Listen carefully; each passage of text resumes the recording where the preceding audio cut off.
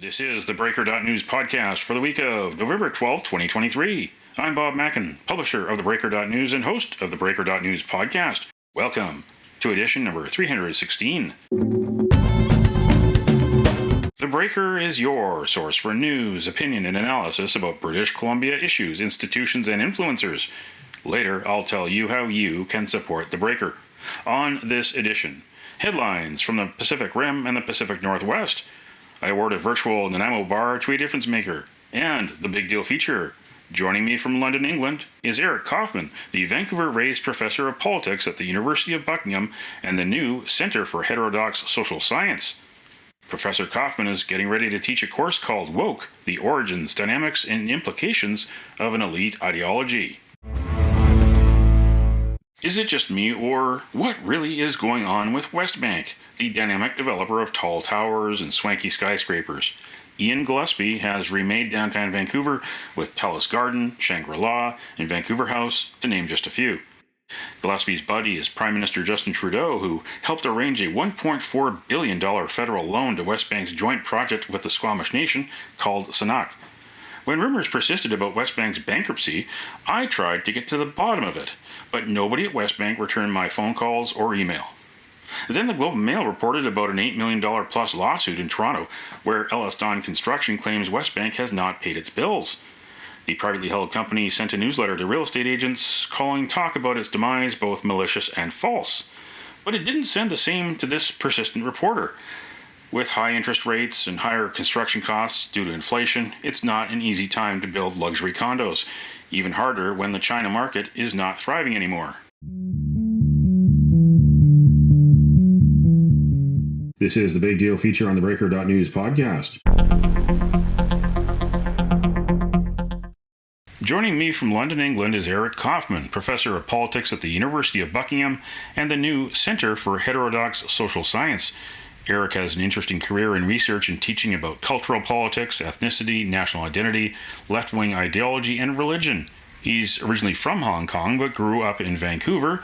Here is part one of my interview with Eric Kaufmann. Talk about how your upbringing in Vancouver shaped you as an academic, how it shaped you as someone curious about how the world works, how it shaped you to become a professor of politics. I was born in Hong Kong. My father was with the Canadian Embassy out there, and then the next year we were in Tokyo, where I was for 6 years before moving to Vancouver, and then we even did 2 more years in Tokyo. So sort of international, Far Eastern, a little bit of that experience, which I think was important, partly about becoming interested in things such as national identity and nationhood and so on.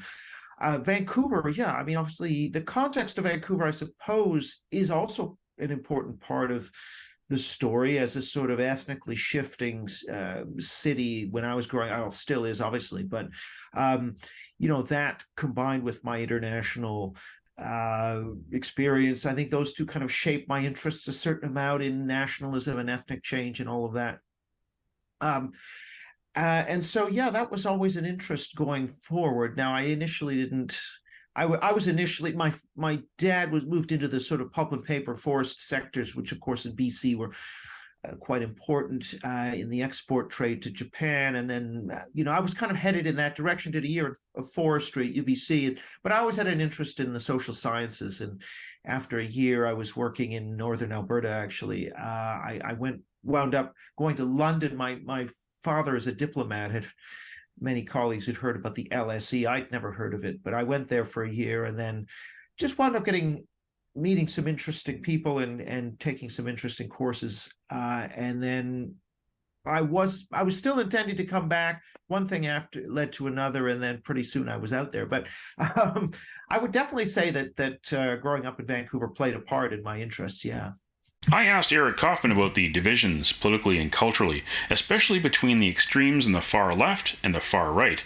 Sometimes they have more in common than they would ever admit. This is one of the things that a lot of well-meaning progressives miss, is that when you're trying to be nice to one group, you're actually not being nice to another group. So, for example, if you want to be super nice to trans people, then you may not be very nice to women or or gays for various reasons. I mean, it may be women's spaces, it may be about gay conversion, telling people who are feminine but male that they might be a woman, you know. So there are actually a lot more sort of trade-offs involved rather than simply being nice, which is sort of the way these things are sold. And I think something similar when we talk about the Israel-Palestine conflict, for example.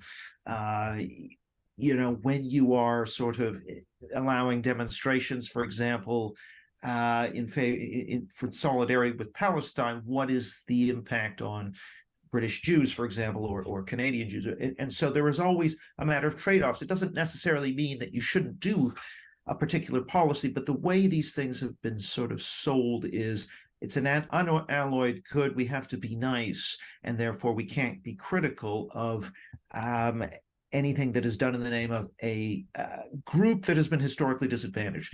And I think, and actually, I mean, another thing that is not acknowledged is that if you think it is nice to attack the past of a country like Canada or Britain or the United States, you are actually doing a lot of damage to people who have an investment in those symbols and that collective memory. And that, again, is something that is simply ignored. When a statue is toppled, that's just seen as sensitivity to groups that have historically been harmed. But of course, we never talk about what that means. If those are meaningful symbols to members of, say, the majority community, do their concerns not count? And should we not be having more of a rounded conversation about these things? What did you learn from studying the Orange Order that can be applied to today's more modern strife that we're seeing, and also the tribalism that we're seeing, here in Canada, in the U.S., how politicians seem to be dividing and conquering for their own goals to get the votes and the donations they want and need. How does that apply to today? Well, I mean, I think that Northern Ireland, you have a situation where history, the past, lives very much in the present. I mean, it's not necessarily a problem to commemorate and to have a culture and a tradition. The problem comes when you sort of look at the worst of the past on the other side and you sort of try and make hate live generation after generation. I think you can have a strong attachment to ethnicity, to ancestry, etc., but do so in a way that is sort of positive and optimistic and non-zero sum. And that's often the way it is, by the way, actually. But once you allow sort of competitive victimhood-based nationalism to take root, then you're into a big problem. I mean, I think, it was the Hutu saw the Tutsi as being people who enslaved them and their ancestors, and the Tutsi saw the Hutu as people who were essentially going to kill them. And obviously you have these myths built up about the other side, and those things can be repeated and transmitted over the generations. I mean, I think what we have in Western countries in terms of polarization is a little different. It's not running along ethnic lines per se. It is to some degree, but it's much more about divisions within, let's say, the white majority population between people who like difference and change and people who see difference as disorderly in some way and change as a loss, as a form of loss. And this is very deeply psychological. And so what you get is a sort of splintering of the electorate along these cultural psychological lines. And it's not really about income. And it's even not so much about age and education, even though those are more important. But it's just a psychological difference, cultural difference. And people are hunkering into those two tribes, and we would call them sort of progressive and conservative or populist. Oh, some have used terms like open and closed, which is quite pejorative in some ways. But yeah, those divisions are interestingly not the same ones as ethnic divisions. So you now have a lot of Hispanic and Asian Trump supporters. 30 to 40% of those minorities are now supporting the Republicans. So it sort of cuts through ethnicity to a large extent. We see that some of these divisions also in Britain as well. So there are different kinds of tribes. There's the political tribes, which are important in the US and increasingly in Canada, of course, and with Brexit increasingly in Britain. And then you have the ethnic tribalisms, as you mentioned, Surrey or Richmond between Sikhs and perhaps in Britain we had some issues between Sikhs and Hindus and Muslims in Leicester. We had some of these sort of conflicts that come from the homeland where there are deep-seated ethnic conflicts. Those can be imported into diasporas. Canada is a multicultural country of 40 million people, but it has challenges with foreign interference from the governments of India, China, and Iran. There are concerns about affordable housing, the state of the environment, the quality and quantity of schools and hospitals, all of which have some Canadians asking serious questions about the Trudeau Liberal government's plans to welcome 500,000 immigrants every year. You must have experienced that in your career on campuses where the race card is played in such a way just to shut down discourse. Yeah, I mean, the race taboo, which is sort of central to my book, which is coming out in May. I think the race taboo lies at the center of everything we know of as wokeness and cancel culture, for example, because there's a sacredness around race, which to some extent could be expanded to sex and gender and sexuality as well, whereby if you become radioactive, if you sort of cross red lines on those topics, it's very much about a totalizing shutting down of shades of gray, squashing it into a black and white. You're either a tolerant person or you're a bigot. There's no, for example, with immigration, you're either open, which is at least in theory open to pretty much open borders, or you are a xenophobe. Instead of being able to have a reasonable conversation about going slower, you can't go slower because immediately you're tagged as being, you want to deport everybody and go back to, in the 1950s. So it's a very immature conversation because this taboo has been successfly institutionalized by progressives initially in the 70s and 80s. Well, actually in the mid 60s in the United States, but emerging and spreading thereafter. It simply makes it impossible to have these conversations. Now, the other thing I would say is without the very sort of inflated anti-racism taboo, which is stretched to include everything, including hiking and saying anyone can make it in America and so forth. This taboo is obviously it's used to cancel people, to fire people, and to no platform, but it's also used to stifle debate. And we wouldn't have the rise of the AfD in Germany, Le Pen in France, the UKIP in Britain. None of these things would have occurred. Trump in the United States. They would not have occurred if you didn't have these politically correct taboos. Because what the taboos do, I use the example of like in the Soviet Union, you had one department store selling one pair of pants, one color. If you wanted anything else, you had to go to the black market. So likewise, if you have these taboos, all the politicians have to have one position. So in Canada, all parties essentially have the same view on immigration because they're hemmed in on taboos, with the exception of the People's Party, right? So because the mainstream parties essentially have to all be pro-mass immigration, that creates a market opportunity for a political black marketeer, which in this case, the PPC, who will offer, they're the only ones who are questioning the orthodoxy. And that's what happens in Europe as well. I mean, the Sweden Democrats, the mainstream Swedish parties would just refuse to talk about numbers.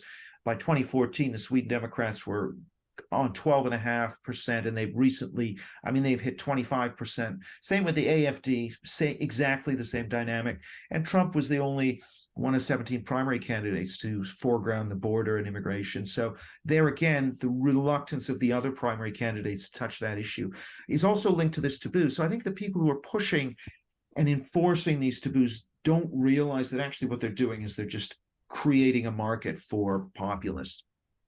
Eric Kaufmann spent 20 years at Birkbeck College at the University of London, including a dozen as a professor.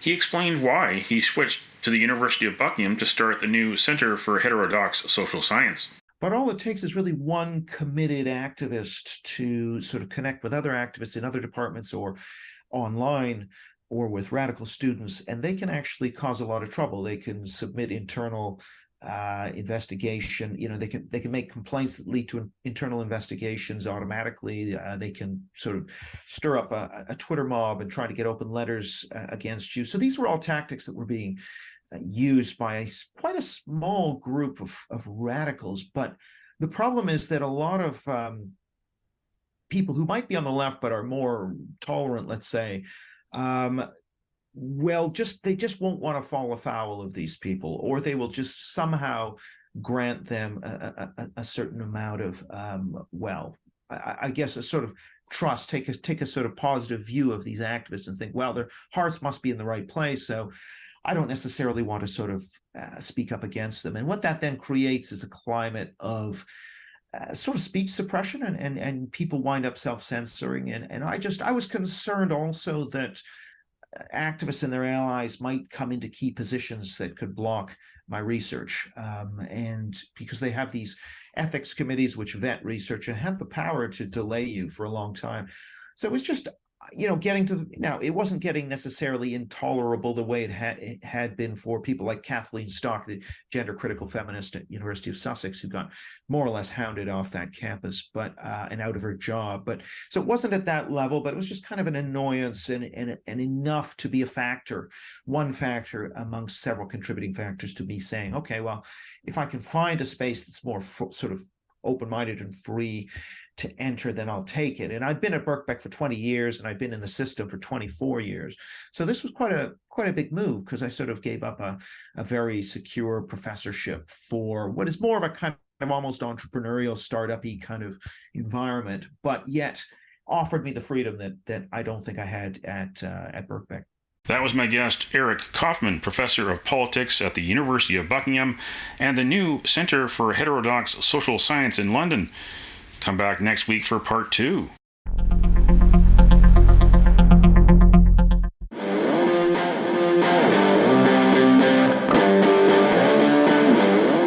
Now it's time on the theBreaker.news podcast for Around the Rim. We look at news headlines around the Pacific Rim. In the Taiwan news, China intensifies espionage as Taiwan's presidential election draws near. At least 16 people have been accused of spying for China since the beginning of 2023, compared with the 44 espionage cases between 2013 and 2019. This comes ahead of the January 13th presidential election in Taiwan. In Kyoto news, China halts imports of Nishikigoi carp from Japan amid Fukushima row. Bilateral ties remain strained over the wastewater discharge from the Fukushima nuclear plant. Nishikigoi have been gaining popularity overseas as pets in recent years. Japanese exports of the fish in 2022 amounted to $41.7 million. China was the biggest importer of the colorful carp last year, accounting for 19% of the total exports from Japan. In the Hong Kong Free Press, Hong Kong distributes bedbug warning leaflets at airport amid outbreaks in South Korea, France, and the UK. Over the past few months, Paris and a few large cities in Britain have seen bedbug outbreaks. Infestations have been reported in South Korea since September. Some Koreans chose to stay at home during holidays to avoid bedbugs, as at least 17 outbreaks have been reported in the capital of Seoul and the cities of Busan and Incheon as of November 5th. That's Around the Rim on this edition of the Breaker.news podcast.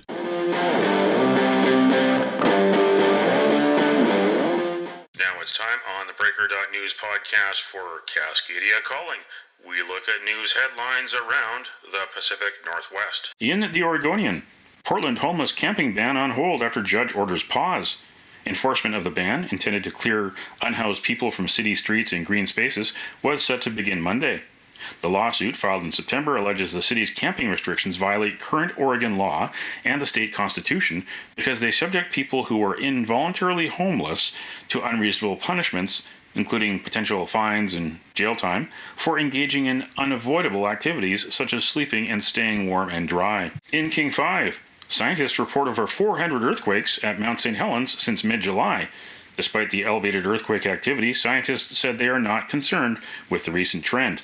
For comparison, there were about 11 earthquakes at the site per month since 2008. Scientists these days have better sensors that are more sensitive to a broader range of earthquake activity, gas sensors that alert them in real time what species of gases are emitted from the volcano, and satellites that measure increased thermal activity coming out of a volcano. All of these were not available in the 1980s. In the Times Colonist, Duncan UFO sighting depicted on new coin was a party trick.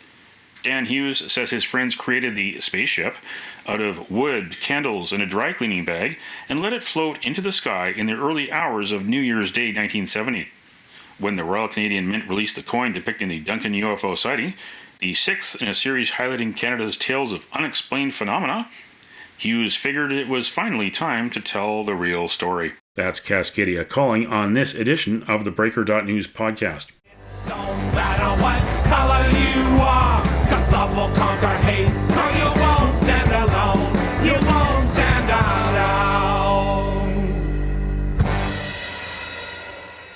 The virtual Nanaimo Bar, brought to you by Spruce Hill Contracting. Every week we end the Breaker.news podcast on a tasty note by awarding the goodness of a virtual Nanaimo Bar to people making a difference. A virtual version of the province's favorite dessert bar goes this week to Métis people around British Columbia. November 16th is Louis Riel Day, in tribute to the Métis leader who died on the day in 1885. You can nominate someone for a virtual Nanaimo Bar. Send me an email to bob@theBreaker.news. Spruce Hill Contracting, custom homes and renovations. Find more information at sprucehill.ca. These rich men north of Richmond, Lord knows they all just wanna have total control. Wanna know what you think, wanna know what you do, and they don't think you know, but I know that you do, 'cause your dollar ain't shit, and it's taxed to no end, 'cause the rich men north of Richmond.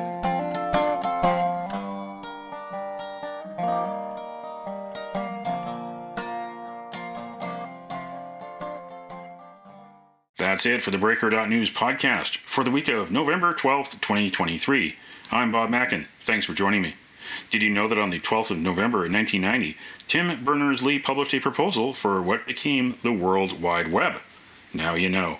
Send me your feedback. Send me your story ideas to bob@theBreaker.news. Bookmark theBreaker.news. You can also find us at theBreaker.ca. Sign up for the email newsletter and get updates to your inbox. For news as it's happening, go to Twitter, also known as X, for the Breaker News.